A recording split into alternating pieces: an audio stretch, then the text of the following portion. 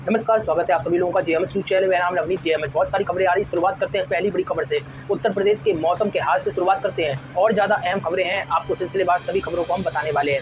आपको बता दें, उत्तर प्रदेश के कई जिलों में रविवार को जहां मानसूनी बारिश की वजह से लोगों को उमस और गर्मी से राहत मिली, तो वहीं आपको बता दें कई इलाकों में बिजली गिरने से जानें भी गई हैं। बताया जा रहा है कि 40 लोगों की मौत इससे हो गई है। प्राकृतिक आपदा में दर्जनों लोग घायल हो गए। वज्रपात की वजह से 3 दर्जन से ज्यादा मवेशियों की जान चली गई। मुख्यमंत्री योगी आदित्यनाथ ने आकाशीय बिजली की चपेट की वजह से हुई जनहानि पर गहरा शोक व्यक्त किया और दिवंगतों के परिजनों को नियमानुसार राहत राशि तत्काल देने के निर्देश जारी किए हैं। मुख्यमंत्री ने मृतकों के शोक संतप्त परिजनों के प्रति संवेदनाएं भी व्यक्त की। उन्होंने आकाशीय बिजली गिरने से घायल हुए लोगों का समुचित उपचार करने के भी निर्देश दिए हैं। जानकारी के अनुसार आपको बता दें, कानपुर और आसपास के जिलों में 18, प्रयागराज में 13, कौशाम्बी में 3, प्रतापगढ़ में 1, आगरा में 3 और वाराणसी व रायबरेली जनपदों में एक व्यक्ति की जान गई है। आकाशीय बिजली गिरने से कई लोग घायल भी हुए हैं। सबसे ज्यादा नुकसान कानपुर मंडल में बताया जा रहा है। कानपुर देहात में भोगनीपुर तहसील के अलग अलग गाँव में 5, घाटमपुर में 1, फतेहपुर जिले में 7 और हमीरपुर के ऊपरी ग्रामों में 2 लोगों की मौत हुई। इसी के साथ ही आपको बता दें, इस दौरान पशुओं की भी मौत हुई है और इसको लेकर सीएम योगी आदित्यनाथ ने मुआवजे का भी ऐलान किया है। अगली खबर आपको बता देते हैं, उत्तर प्रदेश सरकार ने रविवार को कोरोना कर्फ्यू संबंधी एक नया निर्देश जारी कर दिया है और इसके तहत छूट दी गई है। नए निर्देश के अनुसार राज्य के सभी जिलों में सोमवार यानी कि आज से 12 जुलाई से शनिवार और रविवार की साप्ताहिक बंदी छोड़कर सुबह 6 बजे से रात 10 बजे तक बाजार, दुकानें और प्रतिष्ठानों को खोलने की अनुमति रहेगी। अभी तक सुबह 7 बजे से रात 9 बजे तक ही बाजार खुलते थे। योगी आदित्यनाथ ने रविवार को अपने सरकारी आवास पर आयोजित एक उच्च स्तरीय बैठक में कोविड-19 की स्थिति की समीक्षा करने के बाद यह फैसला लिया है। मुख्यमंत्री के निर्देश के बाद अपर मुख्य सचिव गृह अवनीश अवस्थी ने नया निर्देश जारी कर दिया है और बताया है कि पिछले 19 जून को जारी आदेश के अनुसार प्रदेश में सोमवार से शुक्रवार आपको बता दें वीकेंड लॉकडाउन छोड़कर सुबह 7 बजे से रात्रि 9 बजे तक कोविड प्रोटोकॉल के अनुपालन के साथ गतिविधियों के संचालन की छूट थी। उन्होंने बताया कि 19 जून के आदेश में परिवर्तन करते हुए 12 जुलाई से वीकेंड यानी साप्ताहिक बंदी को छोड़कर सुबह 6 बजे से रात 10 बजे तक कोविड प्रोटोकॉल के नियमों के साथ गतिविधियों के संचालन की अनुमति रहेगी। तो यानी कहीं ना कहीं आपको बता दें कुछ छूट व्यापारियों को मिली है। अब बात कर लेते हैं कुछ टेक्नोलॉजी से जुड़ी हुई। विंडो 11 को पिछले माह लॉन्च कर दिया गया था, जो नए यूजर फेस, ऐप आइकॉन और central place start menu button के साथ आता है। ऐसी उम्मीद है कि इसे साल के आखिरी में रोल आउट कर दिया जाएगा। नए पीसी में प्री इंस्टॉल पर ये उपलब्ध रहता है। विंडो 10 यूजर्स को विंडो 11 का मुफ्त अपग्रेड दिया जा रहा है। यह मौजूदा वक्त में टेस्टिंग के लिए उपलब्ध है। माइक्रोसॉफ्ट की तरफ से विंडो 11 को 6 साल बाद रोल आउट किया जा रहा है। हालांकि अब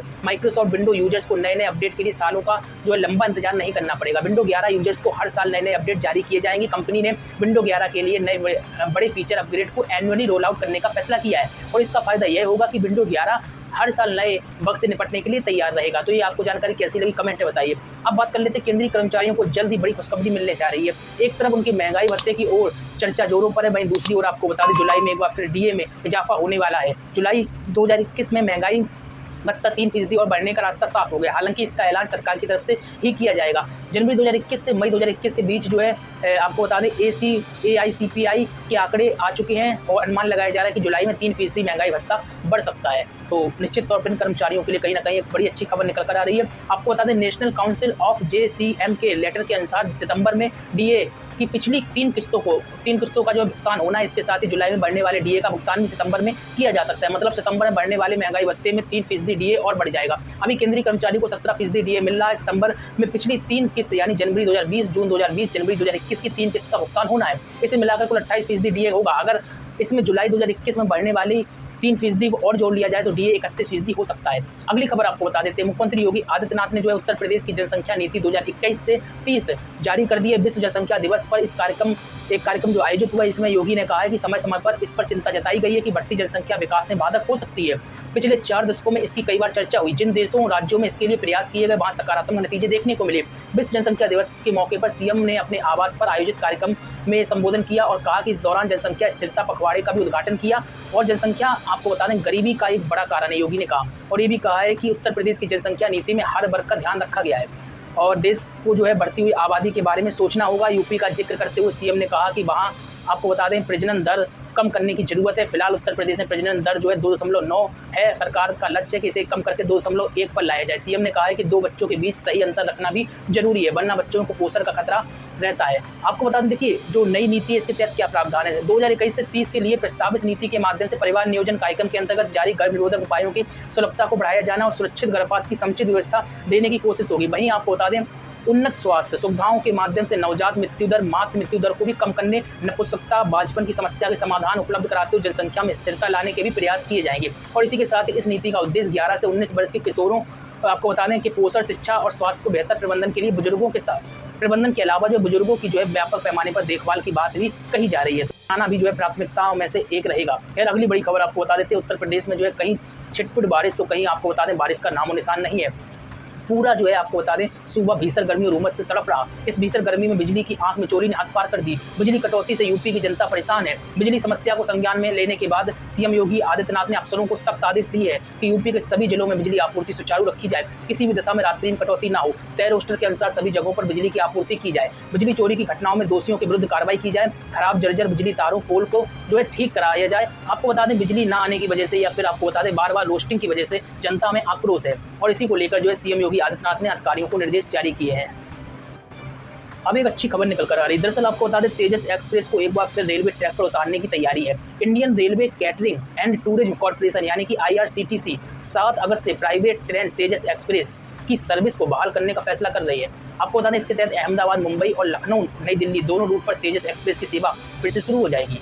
अगली खबर आपको बताते हैं, कोरोना की तीसरी लहर को देखते हुए सरकार स्तनपान कराने वाली माताओं, गर्भवती महिलाओं के साथ ही बच्चों को भी जल्द टीका लगाने की योजना पर काम कर रही है।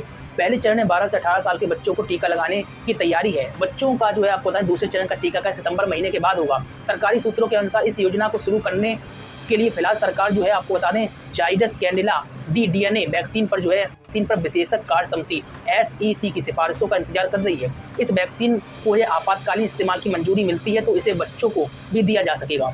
सितंबर तक चलेगा पहला चरण। आपको बता दें जाइडस कैडिला की वैक्सीन परीक्षण में 12 साल तक के बच्चों को शामिल किया गया था। इस वैक्सीन के आपातकालीन इस्तेमाल को मंजूरी मिलती है तो इसे 12 साल तक के बच्चों को लगाया जाएगा। पहला चरण सितंबर तक चलेगा, इसके बाद दूसरे चरण की तैयारी की जाएगी। एक बड़ी खबर जो है निकल कर आ रही है। अब बात करते हैं आंगनबाड़ी विभाग से। बाराबंकी से खबर है, यहाँ पर स्वयं सहायता समूह की महिलाओं द्वारा पैकेट तैयार कर आंगनबाड़ी केंद्रों पर पंजीकृत लाभार्थियों को दिए जाने वाला राशन सीधे कोटे की दुकानों से मिलेगा। अप्रैल, मई और जून माह का राशन एक साथ देने की तैयारी है। शासन स्तर से जो है बड़ा बदलाव देखने को मिल रहा है और कहीं ना कहीं कोटेदारों की मुश्किलें भी बढ़ा रहा है। वितरण की तारीख जल्द ही निर्धारित करने की बात कही जा रही है। अभी तक जो है समूह की महिलाएं कोटे से राशन लाकर उनके पैकेटों को तैयार कर केंद्रों पर जाकर कार्यकर्ताओं की समझ पंजीकृत लाभार्थियों को वितरण करती थी, लेकिन इस बार व्यवस्था में बदलाव करते हुए अप्रैल, मई और जून माह का राशन लाभार्थियों को सीधे कोटे से देने की बात कही जा रही है।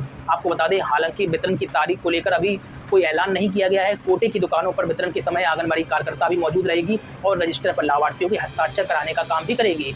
बाल विकास पुरस्कार विभाग का दावा है कि लाभार्थियों को फरवरी माह तक जो है राशन का वितरण किया जा चुका है। खैर ये बड़ी अपडेट थी। चलिए अगली बड़ी खबर बताते हैं। कोरोना वायरस महामारी के कारण जनता से दूर रह रहे मुख्यमंत्री योगी आदित्यनाथ एक बार फिर से जो है अपने सरकारी आवास पर जनता दरबार शुरू कर दिया है। करीब 16 महीने के बाद सीएम आवास पर शुरू हुए जनता दरबार में कुछ लोग अपनी फरियाद लेकर पहुंचे। आपको बता दें आज जो है सुबह 9 बजे सीएम योगी ने 5 कालिदास मार्ग स्थित अपने सरकारी आवास पर जनता दरबार में लोगों की समस्याओं को सुना। सीएम योगी ने आपको बता दें समस्याओं को लेकर आए लोगों की परेशानी को गंभीरतापूर्वक सुना और फरियादियों की समस्याएं सुनने के बाद सीएम ने अधिकारियों को शीघ्र निस्तारण के भी निर्देश जारी किए हैं। अगली बड़ी खबर आपको बताते हैं, विश्व प्रसिद्ध जगन्नाथ रथ यात्रा शुरू हो चुकी है। यात्रा का समापन 20 जुलाई को देवशनी एकादशी के दिन होगा। धार्मिक दृष्टि से जगन्नाथ रथ यात्रा का विशेष महत्व है। भगवान जगन्नाथ की रथ यात्रा जिसे गुंडीचा यात्रा और भी विभिन्न नामों से जो है जाना जाता है। तो आपको बता दें हर साल पुरी यानी कि उड़ीसा में जगन्नाथ रथ यात्रा का विशाल आयोजन होता है। हिंदू पंचांग के अनुसार पूरी यात्रा हर साल आषाढ़ मास के शुक्ल पक्ष की द्वितीय तिथि को निकाली जाती है। कहते हैं कि इस यात्रा के माध्यम से भगवान जगन्नाथ साल में एक बार प्रसिद्ध आपको बता दें गुंडीचा माता के मंदिर में जाते हैं। यात्रा में भगवान जगन्नाथ का स्मरण किया जाता है। अब बात कर लेते हैं बकरीद से जुड़ी हुई जानकारी। आपको बता दें कुर्बानी का त्यौहार ईद उल अजहा की तैयारियां शुरू हो गई हैं। आपको बता दें इस्लामिक महीने जिलहिज के चांद की तस्दीक हो गई है। 21 जुलाई को पूरे देश में बकरीद का पर्व मनाया जाएगा। शहर के ईदगाहों और प्रमुख मस्जिदों में ईद उल अजहा की विशेष नमाज सुबह 6 बजे से लेकर 10:30 बजे तक अदा की जाएगी। कोरोना संक्रमण की वजह से पिछले साल लोगों को घर में ही नमाज अदा करनी पड़ी थी, लेकिन इस बार लोगों को ईदगाह और मस्जिदों में जमात के साथ नमाज अदा करने की उम्मीद है। आपको बता दें ईदगाहों में साफ सफाई का काम भी शुरू हो गया है। मरकजी चांद कमेटी के अध्यक्ष मौलाना खालिद रशीद फरंगी महली ने बताया है कि इस्लामिक माह जिलहिज का चांद होने का ऐलान किया गया है। उन्होंने ये भी कहा कि ईद उल अजहा का त्यौहार जो है अब 21 जुलाई को मनाया जाएगा। तो यहाँ पर सभी खबरें खत्म होती, लगातार हमारे साथ बनी रही और ज़्यादा खबरों के लिए jmhnews.in पर विजिट करें। तमाम खबरें आप पढ़ सकते हैं। नमस्कार।